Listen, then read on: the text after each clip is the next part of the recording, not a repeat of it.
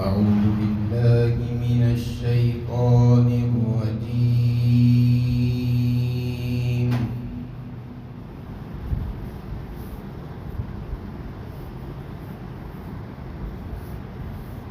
بسم الله الرحمن الرحيم.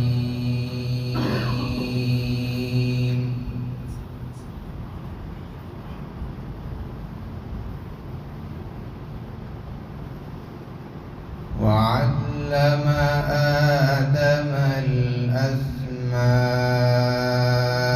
كلها ثم عرضهم على الملائكة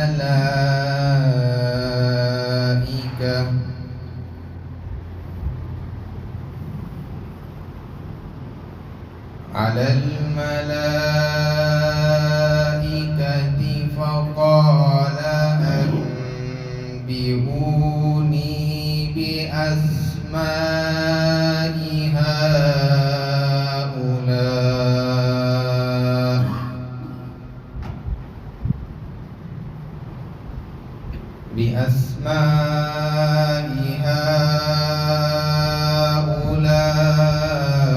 هؤلاء إن كنتم صادقين.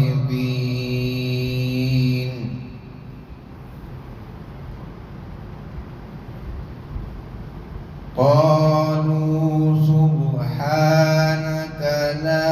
علم لنا إلا ما علمتنا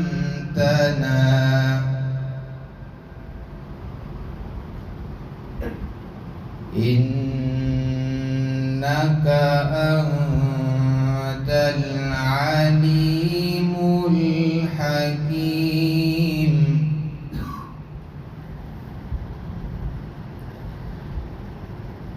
قال يا آدم أنبئهم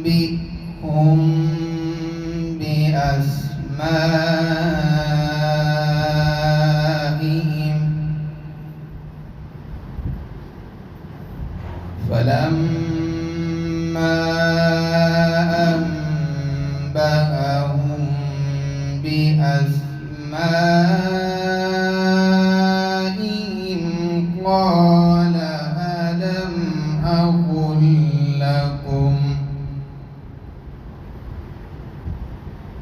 قال ألم أقل لكم إني أعلم غيب السماوات والأرض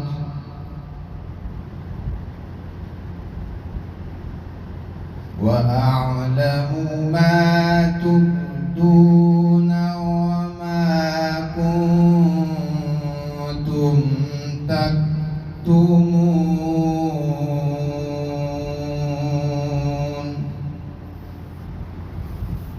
صدق اللہ العظیم.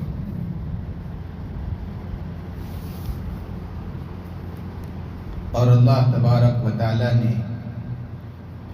آدم علیہ السلام کو تمام نام سکھلائے، پھر ان چیزوں کو فرشتوں کے سامنے پیش کیا اور فرمایا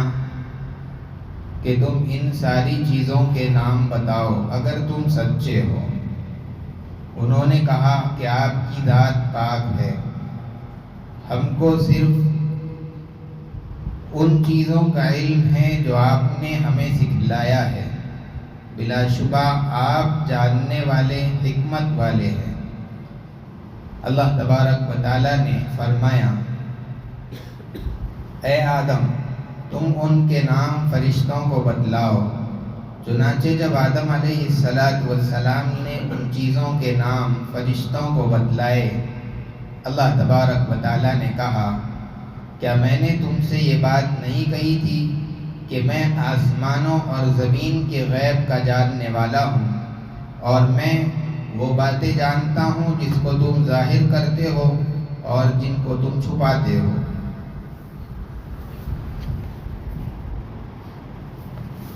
گزشتہ آیت میں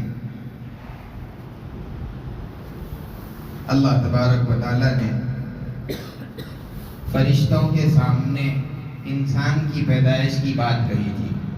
کہ میں زمین کے اندر اپنا ایک خلیفہ پیدا کروں گا۔ فرشتوں نے اس موقع پر یہ کہا تھا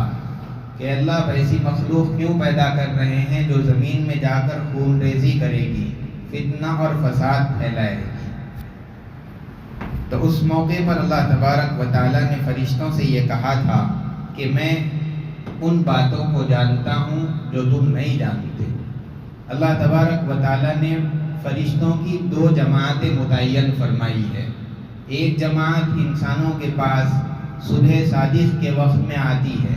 اور دوسری جماعت عصر کی نماز کے وقت میں آتی ہے۔ جب ایک جماعت آتی ہے تو فرشتوں کی پہلی جماعت واپس چلے جاتی ہے، اور جب دوسری جماعت واپس جاتی ہے تو پھر پہلی جماعت انسانوں کے پاس واپس آ جاتی ہے۔ تو اس طریقے سے فرشتوں کی ایک جماعت کا آنا اور دوسری جماعت کا جانا یہ ایک روٹیشن کی طرح متعین ہے۔ اب جب یہ لوگ صبح کی جماعت جب آتی ہے تو انسان کو فجر کی نماز میں مصروف پاتی ہے، اللہ کی عبادت اور اطاعت کے اندر مشغول پاتی ہے۔ جب عصر کے وقت جانے لگتی ہے اور دوسری جماعت اس وقت میں زمین پر آتی ہے تو وہ انسانوں کو عصر کی نماز میں مشغول پاتے ہیں۔ اب یہ دونوں جماعتیں جب اللہ کے پاس پہنچتے ہیں، اللہ تبارک و تعالیٰ جاننے کے باوجود ان فرشتوں سے پوچھتے ہیں کہ تم نے انسان کو کیسے پایا؟ فرشتے وہاں جا کر کے گواہی دیتے ہیں کہ جس وقت گئے تھے اس وقت بھی عبادت کے اندر پایا، اور جب آئے ہیں تو بھی عبادت کے اندر چھوڑ کر کے آئے ہیں۔ اللہ تبارک و تعالیٰ انسانوں کے سارے اعمال جانتے ہیں، کون انسان کیا کر رہا ہے یہ اللہ کے علم میں ہے۔ دن کے اعمال رات ہونے سے پہلے ہی اللہ کے پاس پہنچ جاتے ہیں، اور رات والے اعمال دن نکلنے سے پہلے ہی اللہ کے پاس پہنچ جاتے ہیں۔ اللہ تبارک و تعالیٰ نے یہ فرشتوں کی جماعتوں کا آنا اور جانا محض اسی لیے متعین فرمایا تاکہ ان کو پتہ چل جائے کہ تم نے انسان کی تخلیق اور پیدائش کے وقت میں جو اعتراض کیا تھا یہ مخلوق ویسی نہیں ہے، بلکہ ان میں ایسے بھی ہیں جو میری اطاعت میں لگے رہتے ہیں، میری فرمانبرداری میں لگے رہتے ہیں۔ اس بات کو ظاہر کرنے کے لیے اللہ تعالیٰ نے یہ فرشتوں کی جماعتوں کا انسانوں کے پاس آنا اور جانا طے فرمایا ہے۔ جب اللہ نے انسان کے پیدا کرنے کا ارادہ کر ہی لیا، اس وقت میں فرشتوں نے آپس میں یہ باتیں چپکے چپکے کی اور آپس میں یہ کہا تھا کہ اللہ تبارک و تعالیٰ ہم سے بہتر مخلوق پیدا نہیں کریں گے، اور اگر ہم سے بہتر مخلوق پیدا بھی ہو گئی تو وہ علم میں ہم سے زیادہ نہیں ہو سکتی، ہم علم میں سب سے زیادہ ہیں۔ چنانچہ اللہ تبارک و تعالیٰ نے ان لوگوں کو یہ بدلانے کے لیے کہ میں ایک ایسی مخلوق پیدا کرنے والا ہوں جو علم میں تم سے بھی آگے رہے گی، آدم علیہ السلام کو دنیا بھر کی چیزوں کے نام سکھلائے۔ دنیا کے اندر جتنی چیزیں ہیں آدم علیہ السلام کو ان کے نام اور ان کی خصوصیات، بہت ساری چیزیں دنیا کے اندر ہوتی ہیں جس کی اپنی اپنی خاصیت ہوتی ہے۔ اب اس چیز کو اگر استعمال کریں گے تو ایک خاص نتیجہ اور ثمرہ، ایک رزلٹ آئے گا، تو وہ سب چیزیں، اس کے نام، ان کے خاصیتیں اور ان کے ثمرات اور نتائج، اور اسی طریقے سے ہر چیز، چاہے وہ فائدہ مند ہو انسان کے لیے چاہے نقصان دہ ہو، ہر چیز کے نام، ثمرات اور نتائج اور اسی طریقے سے ان کی خصوصیات اللہ تبارک و تعالیٰ نے آدم علیہ السلام کو سکھلا دی تھی۔ حضرت عبداللہ ابن عباس رضی اللہ تعالیٰ عنہ فرماتے ہیں کہ آدم علیہ السلام کو اللہ تبارک و تعالیٰ نے دنیا بھر کی چیزوں کے نام بتائے، یہاں تک کہ پیالہ اور پیالی، یہ چھوٹی چھوٹی چیزوں کے نام بھی اللہ تعالیٰ نے آدم علیہ السلام کو سکھائے تھے۔ اس آیت کی تفسیر میں امام بخاری رحمۃ اللہ علیہ نے اپنی کتاب بخاری شریف کے اندر ایک حدیث ذکر فرمائی۔ اس کے اندر یہ بات ذکر کی گئی ہے کہ قیامت کے روز جب مومنین پریشان حال ہوں گے اور ان کی یہ التجا اور تمنا اور خواہش رہے گی کہ کوئی اللہ کی بارگاہ میں جائے، ہماری طرف سے سفارش کرے تاکہ حساب کتاب شروع ہو جائے اور اس ہولناک منظر سے چھٹکارا ملے۔ سب مل کر کے آدم علیہ السلام کے پاس جائیں گے، اور اس وقت میں وہ لوگ یہی کہیں گے کہ اللہ نے آپ کو اپنے ہاتھ سے پیدا کیا اور پھر آپ کو ساری چیزوں کے نام سکھلائے، اور اللہ نے آپ کو علم عطا فرمایا، فرشتوں کو آپ کو سجدہ کرنے کے لیے حکم دیا تھا، لہذا آپ ہمارے لیے اللہ کی بارگاہ میں سفارش کر دیجیے۔ ان کو اپنا جرم یاد آ جائے گا کہ انہوں نے وہ درخت کا پھل کھا لیا تھا، وہ عذر کریں گے اور کہیں گے کہ میں اس قابل نہیں ہوں، میں سفارش نہیں کر سکتا، تم نوح علیہ السلام کے پاس چلے جاؤ۔ نوح علیہ السلام کے پاس جب ساری انسانیت آئے گی اور پھر ان سے بھی یہی درخواست ہوگی، وہ بھی عذر کریں گے کہ میں نے اپنے بیٹے کے سلسلے میں اللہ سے سوال کر لیا تھا اور اللہ نے اس پر ناراضگی کا اظہار کیا تھا، اس لیے میں اپنے کو اس قابل نہیں سمجھتا ہوں۔ الغرض انبیاء علیہ السلام یکی بات دیگرے ایک دوسرے کے پاس بھیجتے رہیں گے، یہاں تک کہ سارے انسان نبی رحمت صلی اللہ علیہ وسلم کے پاس آئیں گے۔ آپ صلی اللہ علیہ وسلم ان کی درخواست قبول فرمائیں گے اور پھر اللہ کی بارگاہ میں جائیں گے۔ جیسے ہی اللہ کے حضور پہنچیں گے سجدہ ریز ہو جائیں گے، اور پھر اللہ تبارک و تعالیٰ کے سامنے جتنے اللہ کو مرضی ہوگی اتنا عرصہ سجدے میں رہیں گے۔ اللہ تبارک و تعالیٰ کی طرف سے اعلان ہوگا کہ سر اٹھائیے، مانگیے، آپ کو دیا جائے گا، آپ کہیے، آپ کی بات سنی جائے گی، اور آپ سفارش کیجیے، آپ کی سفارش کو قبول کیا جائے گا۔ حضور پاک صلی اللہ علیہ وسلم اس وقت میں اللہ تبارک و تعالیٰ کی ایسی تعریف بیان کریں گے کہ جو حضور پاک علیہ السلام کو اسی موقع پر اللہ تعالیٰ سکھلائیں گے۔ اس سے پہلے کسی نے اس زبان میں، ان الفاظ میں اللہ تبارک و تعالیٰ کی تعریف نہیں کی ہوگی۔ پھر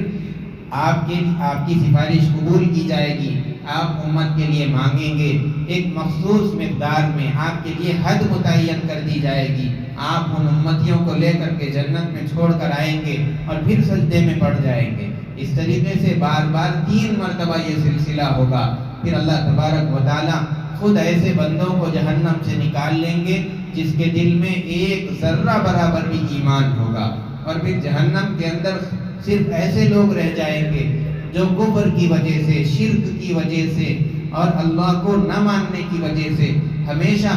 جہنم میں جس کا جانا متعین ہو گیا، صرف ایسے لوگ جہنم کے اندر رہ جائیں گے، باقی سارے ایمان والوں کو جنت کے اندر داخل کر دیا جائے گا۔ الغرض اس حدیث کے اندر ہم کو یہ دیکھنا ہے کہ جب لوگ آدم علیہ السلام کے پاس پہنچیں گے تو ان سے یہی کہیں گے کہ اللہ نے آپ کو اپنے ہاتھ سے پیدا کیا تھا اور ساری چیزوں کے نام سکھلائے تھے۔ اس حدیث کے اندر بھی اس کا تذکرہ ملتا ہے۔ قرآن کریم کی کسی بھی آیت میں صراحتاً یا اشارتاً اس بات کا تذکرہ نہیں ہے کہ یہ جو نام آدم علیہ السلام کو سکھائے گئے یہ کسی خاص جگہ پر بٹھا کر کے یا اسی طریقے سے فرشتوں سے الگ تنہائی میں لے جا کر کے سکھلائے، ایسی بات نہیں، بلکہ یہ نام تو فرشتوں کو اور آدم علیہ السلام سب کو سکھلائے گئے تھے۔ ہر ایک نے اس کو سنا، فرشتوں نے بھی نام سنے، آدم علیہ السلام نے بھی وہ نام سنے، لیکن آدم علیہ السلام کی فطرت میں، انسان کی فطرت میں یہ صلاحیت رکھی گئی کہ وہ ان ناموں کو سنے، یاد رکھے اور اس کو بول سکے، اور فرشتوں کی فطرت کے اندر یہ بات نہیں تھی، اس لیے وہ لوگ اس کو یاد نہ رکھ سکے اور اس کو سننے کے باوجود بھی سمجھ نہ سکے۔ کوئی چیز ہوتی ہے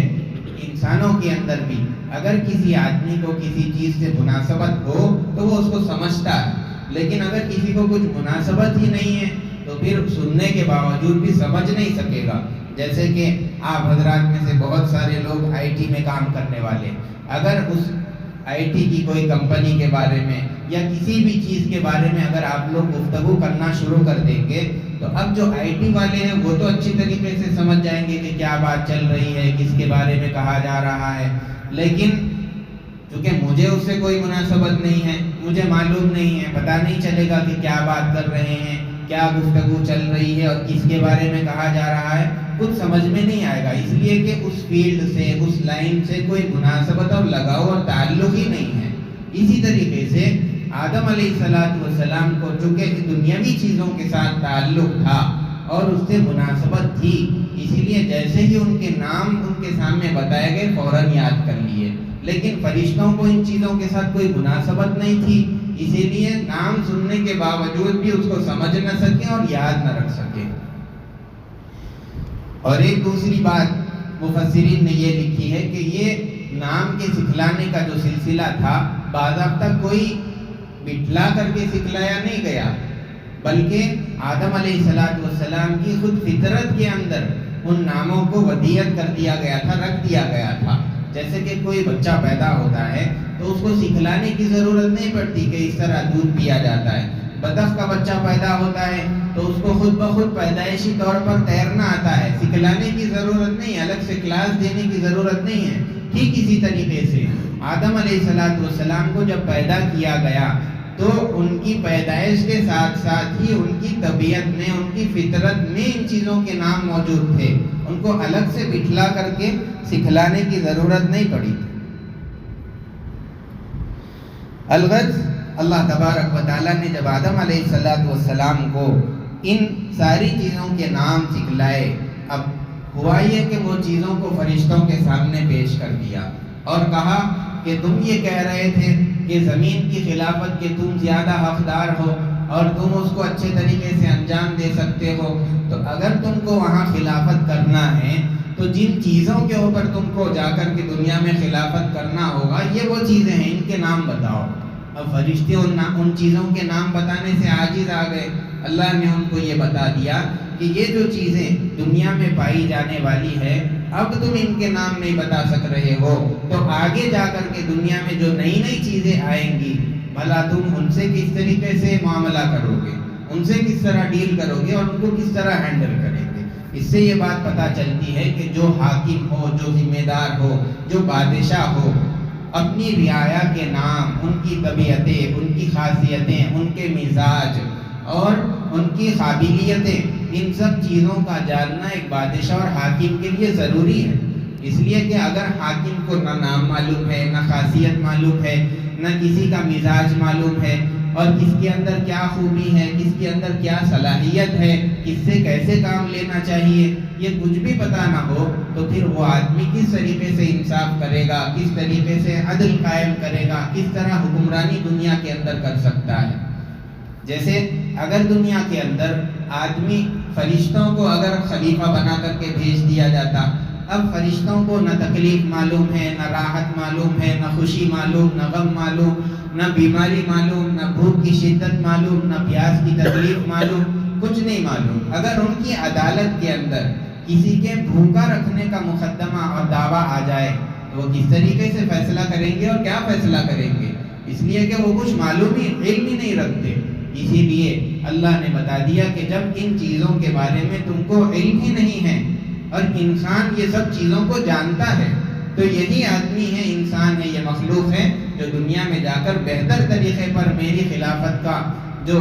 بوجھ ہے، جو ذمہ داری ہے وہ اچھے طریقے سے ادا کر سکتا ہے۔ اور فرشتے چونکہ معصوم ہیں، گناہ ان سے نہیں ہوتا، جس کام میں لگایا گیا ہے وہی کام کرتے رہتے ہیں، ہمیشہ عبادت میں رہتے ہیں، نافرمانی نہیں کرتے۔ انہوں نے یہ سمجھا کہ معصوم ہونا، گناہوں سے پاک ہونا، ہمیشہ عبادت میں لگے رہنا، یہ چیز خلافت کے لیے کارآمد ہے اور بہت اچھی ہے۔ حالانکہ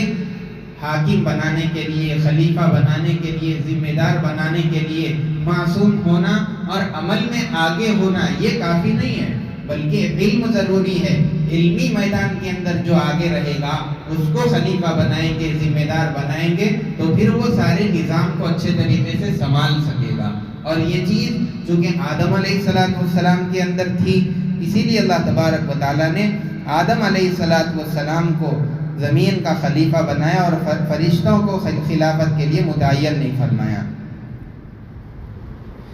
اب جب یہ بات ان کے سامنے واضح اور صاف ہو گئی کہ ہم زمین کی خلافت نہیں کر سکتے، اللہ نے ہم کو بتا دیا کہ علم کے اعتبار سے بھی آدم علیہ السلام ہم سے بڑے ہوئے ہیں اور ہم سے آگے ہیں۔ چنانچہ فرشتوں نے یہ بات کہی سبحانک لا علم لنا الا ما علمتنا، کہ اے اللہ آپ ہی پاک ہے، ہم کچھ نہیں جانتے مگر جتنا آپ نے ہم کو سکھلایا ہے بس اتنا ہی جانتے ہیں۔ انک انت العلیم الحکیم، ساری چیزوں کا علم، اس کا احاطہ وہ آپ کا علم کرنے والا ہے، ہر چیز کو آپ جاننے والے ہیں، اور آپ کے احکامات کے اندر حکمت ہے، کوئی حکم آپ کا حکمت سے خالی نہیں ہے۔ آپ کسی کو کوئی چیز دیتے ہیں تو اس میں بھی آپ کی حکمت ہے، اور کسی کو کچھ نہیں دیتے ہیں تو اس میں بھی آپ کی حکمت ہے۔ آدم علیہ السلام کو چیزوں کے ناموں کا علم دیا، اس میں بھی آپ کی حکمت، اور ہم کو ناموں کا علم نہیں دیا، اس میں بھی آپ کی حکمت ہے۔ الغرض ہر حکم میں اللہ کی حکمت کار فرما ہوتی ہے، کوئی حکم اللہ کا حکمت سے خالی نہیں ہوتا۔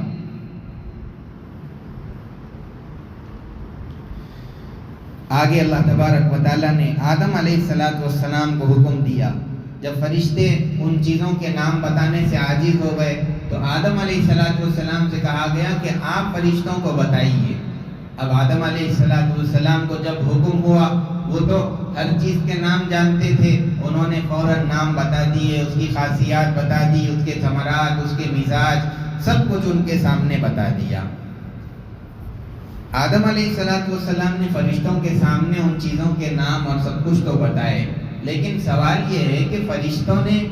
پہلی مرتبہ نہیں سمجھا تھا، تو دوسری مرتبہ جب آدم علیہ السلام بتائیں گے تب بھی نہیں سمجھیں گے، تو پھر ایسے لوگوں کے سامنے کوئی چیز بیان کر کے بتا کر کے کیا فائدہ جو کچھ سمجھتا ہی نہیں ہے۔ فرشتے سمجھے ہی نہیں تو آدم علیہ السلام کے بتانے سے کیا فائدہ ہوا؟ دیکھیے، جو مجموعہ ہوتا ہے اس کے اندر دو طرح کے لوگ ہوں گے، ایک تو یہ کہ جو بات کو سمجھیں گے، اور دوسرے جو بات کو نہیں سمجھیں گے، لیکن بات جو بولنے والا بول کر کے جائے گا اس کے بارے میں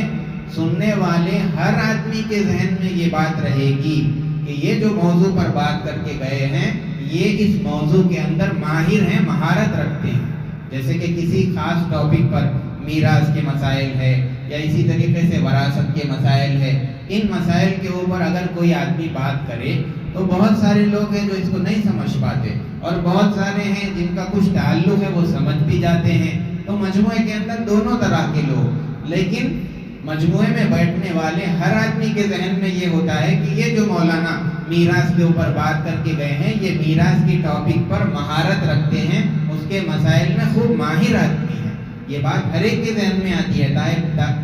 چاہے اس کو بات سمجھ میں آئی ہو یا نہ آئی ہو۔ ٹھیک اسی طریقے سے آدم علیہ السلام نے جب چیزوں کے نام فرشتوں کے سامنے بتائے، اگرچہ کہ فرشتوں کو کچھ بھی سمجھ میں نہیں آیا، لیکن اتنی بات تو سمجھ میں آ گئی کہ یہ جو مخلوق اللہ نے پیدا کی ہے یہ چیزوں کے جاننے سمجھنے میں، اس کے ناموں کے یاد رکھنے میں ماہر ہے۔ اتنی بات فرشتوں کو سمجھ میں آ گئی، اسی لیے یہ بات اللہ تعالیٰ فرشتوں کو سمجھانا چاہتے تھے، اسی لیے آدم علیہ السلام کو حکم فرمایا کہ یہ فرشتوں کے سامنے بیان کیجئے۔ جب آدم علیہ السلام ان چیزوں کے ناموں کو بتا کر کے فارغ ہو گئے تو اللہ تبارک و تعالیٰ نے فرمایا الم اقل لکم انی اعلم غیب السماوات والارض، کیا میں یہ نہیں کہتا تھا کہ میں آسمانوں اور زمین کے غیب کو بہت اچھی طریقے سے جانتا ہوں، وَأَعْلَمُ مَا تُبْدُونَ وَمَا كُنْتُمْ تَكْتُمُونَ، جو کچھ تم ظاہر کر رہے ہو، کہہ رہے ہو علانیہ طور پر، اس کو بھی جانتے ہیں، اور جو تم چھپا رہے ہو، چپکے سرگوشی کر رہے ہو، اس کو بھی ہم جانتے ہیں۔ دو باتیں فرشتوں نے کہی تھی، ایک بات تو انہوں نے علانیہ کہی تھی، اللہ کے سامنے جب انسان کے پیدا کرنے کی بات آئی تھی انہوں نے اللہ سے یہ کہا تھا کہ آپ ایسی مخلوق کیوں پیدا کر رہے ہیں جو زمین میں فساد کرے گی، خون ریزی کرے گی، یہ بات کو تو انہوں نے صاف ظاہر کیا، لیکن ایک دوسری بات تھی جو انہوں نے ظاہر نہیں کی بلکہ آہستہ آہستہ آپس میں چپکے سے سرگوشی کرتے تھے کہ اللہ تعالیٰ ایسی مخلوق پیدا نہیں کریں گے جو ہم سے بہتر رہے گی، یہ بات کو ظاہر نہیں کیا تھا۔ ان دونوں باتوں کے متعلق اللہ کہہ رہے ہیں جو تم ہمارے سامنے آ کر کے کہہ رہے تھے کہ آپ ایسی مخلوق مت پیدا کیجئے جو خون ریزی کرے گی، اس بات کو بھی ہم جانتے ہیں، اور جو تم ہم سے نہیں کہہ رہے تھے، آپس میں کہہ رہے تھے کہ اللہ ہم سے بہتر نہیں پیدا کرے گا، اس کو بھی ہم جانتے ہیں۔ البتہ اللہ تبارک و تعالی ظاہری باتوں کو بھی اور پوشیدہ باتوں کو بھی جاننے والے ہیں۔ اس حصے کے متعلق علامہ بغوی رحمۃ اللہ علیہ نے عبداللہ ابن عباس رضی اللہ تعالیٰ عنہ کے حوالے سے ایک بات یہ نقل فرمائی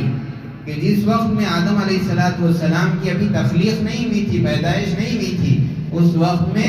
ان کا جسم مبارک وہ طائف اور مکے کے درمیان میں رکھا ہوا تھا۔ شیطان کا اس وقت وہاں سے گزر ہوا، ابلیس کا، چونکہ آدم علیہ السلام کی پیدائش سے پہلے چونکہ وہ اللہ کے دربار سے دھتکارا ہوا نہیں تھا، وہ مقبول سمجھا جاتا تھا، اور آسمان اور زمین کی سلطنت اللہ نے ذمہ داری اس کو دے رکھی تھی۔ اب وہاں سے وہ فرشتوں کے ساتھ جب گزرا اور اس نے آدم علیہ السلام کی جسم کو دیکھا تو اس نے منہ کی طرف سے داخل ہو کر کے پیچھے کی طرف سے نکل گیا، اور اس نے یہ بات کہی کہ یہ انسان، یہ مخلوق جو ہے ایسی ہے جس کو دنیا کی چیزیں، اس کے اطراف کی چیزیں تباہ و برباد کر دیں گی۔ اور پھر فرشتوں کی طرف مخاطب ہو کر کے اس نے یہ پوچھا کہ اگر اللہ تبارک و تعالیٰ نے اس مخلوق کو تم پر حاکم بنا دیا اور تم کو زیر کر دیا، اس کا محکوم بنایا، تو تم کیا کرو گے؟ فرشتوں نے کہا کہ ہم اپنے رب کی اطاعت اور فرمانبرداری کریں گے۔ ہمارے رب نے اگر ہم کو محکوم بنایا، اس کو حاکم بنایا، تو ہم اسی طریقے سے رہیں گے۔ اس وقت میں شیطان نے اپنے دل کے اندر ہی یہ بات کہی تھی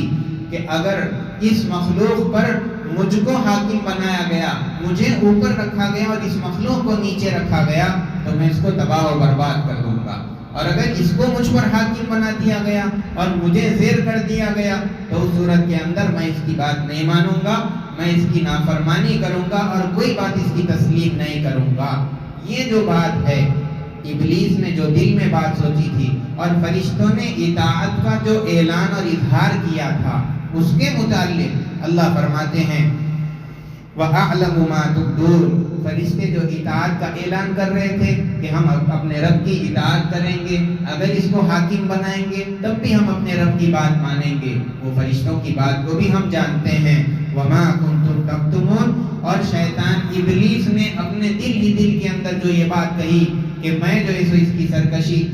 سرکشی کروں گا، اس کی بات نہیں مانوں گا، دل میں جو بات اس نے چھپائی تھی ہم اس کو بھی جانتے ہیں۔ آخر بات یہ، آدم علیہ اللہ تبارک و تعالیٰ نے نام بتانے کے لیے دونوں کو کہا تھا، فرشتوں سے بھی کہا اور اسی طریقے سے آدم علیہ السلام سے بھی کہا، لیکن اس کے اندر فرق یہ فرمایا کہ جس وقت میں اللہ تبارک و تعالیٰ نے فرشتوں کو یہ حکم دیا کہ تم نام بتاؤ، تو اس وقت میں کہا انبئونی باسماء ہؤلاء، ان چیزوں کے نام مجھ کو بتاؤ۔ لیکن جب یہ حکم آدم علیہ السلام کو ہوا تو ان سے کہا کہ ان چیزوں کے نام فرشتوں کو بتائیے۔ یہاں پر فرشتوں کو حکم دیا جا رہا ہے کہ اس کے نام آپ میرے کو بتانا ہے، اور آدم علیہ السلام کو حکم دیا جا رہا ہے کہ اس کے نام آپ کو فرشتوں کو بتانا ہے۔ تو اس طریقے سے یہاں پر انسان کی برتری، اس کا بہتر ہونا اور اس کا معلم ہونا اور استاد ہونا اللہ تبارک و تعالیٰ نے بتایا، اور فرشتوں کا متعلم ہونا، اسٹوڈنٹ ہونا، طالب علم ہونا، اس آیت کے اندر اللہ تبارک و تعالیٰ نے اس کا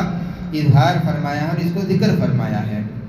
اللہ تبارک و تعالیٰ ہم تمام کو قرآن کا صحیح علم نصیب فرمائے، قرآن کی تعلیمات پر عمل کرتے ہوئے زندگی گزارنے کی توفیق عطا فرمائے۔ سبحان ربک رب العزت عما یصفون وسلام علی المرسلین والحمد للہ رب العالمین۔ آئندہ درس انشاءاللہ 30 اپریل کو ہوگا۔